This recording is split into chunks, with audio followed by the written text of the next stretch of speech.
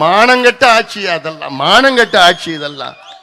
நலம் காக்கும் ஸ்டாலின் ஒரு நாடகம் போன வாரம் வந்து உங்களுடன் ஸ்டாலின், நாளைக்கு அவங்களுடன் ஸ்டாலின், இவங்களுடன் ஸ்டாலின் ஒன்று ஆரம்பிப்பாரு. யார் நலத்தை காக்கிறார் ஸ்டாலின் அவர்கள்? சாராயம் விற்கிற நலத்தை காத்துட்டு இருக்கிறாரு, கஞ்சா விற்கிற நலத்தையும் காத்துட்டு இருக்கிறாரு, இந்த பாலியல் வன்கொடுமையில் ஈடுபடுறாங்க அவங்க நலத்தை காத்துட்டு இருக்கிறாரு. மது ஆலைகளுடைய உரிமையாளர் யார் இருக்காங்க?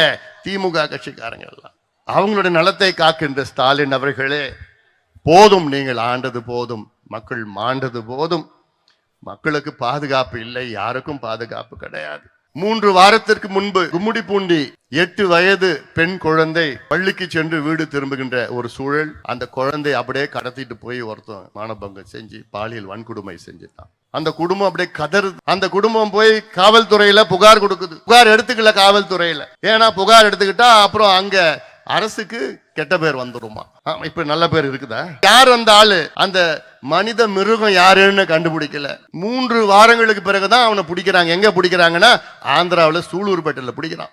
அசாம்ல இருந்து வந்து அங்க வேலை செய்யறான் ஆந்திராவில். அவனை பிடிச்சிட்டான். பிடிச்சி கூட்டு வந்து விசாரணை நடத்துறாங்க. விசாரணையில சொல்றான் அவன், நான் திங்கக்கிழமையிலிருந்து வியாழக்கிழமை வரைக்கும் ஆந்திராவில் வேலை செய்யறேன். வெள்ளிக்கிழமை, சனிக்கிழமை, ஞாயிற்றுக்கிழமை தமிழ்நாட்டுக்கு நான் போயிடுவேன். தமிழ்நாட்டில் தான் எங்க பார்த்தாலும் சாராயம் கிடைக்குது, கஞ்சாயம் கிடைக்குது, போதை மாத்திரை கிடைக்குது. வேலை செய்யறது ஆந்திரா, ஆனா வாரம் கடைசியில தமிழ்நாட்டுக்கு வந்துருவானா. வந்துட்டு இதெல்லாம் போதை எல்லாமே சரளமா கிடைக்குது.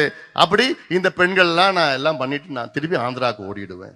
இதை விட ஒரு அசிங்கம், அவமானம் முதலமைச்சர் ஸ்டாலினுக்கு கிடைக்குமா? இருக்குமா? இந்த ஆட்சிக்கு இருக்குமா? மானங்கட்ட ஆட்சி அதெல்லாம், மானங்கட்ட ஆட்சி இதெல்லாம்.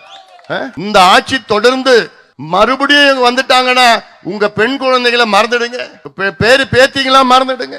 நானும் 3 பெண்களை பத்தி எனக்கு தெரியும். இன்னைக்கு ஒவ்வொரு தாயும் தன் பெண் குழந்தைகள் ஸ்கூலுக்கு போயிட்டு திரும்பி வருமா, பத்திரமா வருமானு அப்படியே ஆதங்கத்தோட காத்துட்டு இருக்கிறாங்க. கல்லூரிக்கு போய் திரும்பி வந்துருமா, பத்திரமா வந்துருமா, இல்ல யாராவது கூட்டு போவானா, யாராவது குடிச்சிட்டு கையை பிடிச்சி இழுப்பான், கேலி பண்ணுவான்.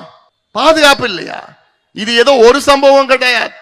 அண்ணா நகர்ல 12 வயசு குழந்தை, ராணிப்பேட்டையில 16 வயசு, கிருஷ்ணகிரியில ஒரு குழந்தை, பெண் குழந்தை, திருப்பூர்ல ஒரு பெண் குழந்தை, திருச்சியில வாரம் வாரம் இப்படி சம்பவம். இன்னொன்னு, இது இந்த சம்பவம் நிறைய நடக்குது, வெளியில சொல்ல மாட்டாங்க. சொன்னா அவங்க பேரு கட்டிடும், குடும்பம், இப்படிலாம் நிறைய பிரச்சனை இருக்கு. காரணம் சரளமா கஞ்சா.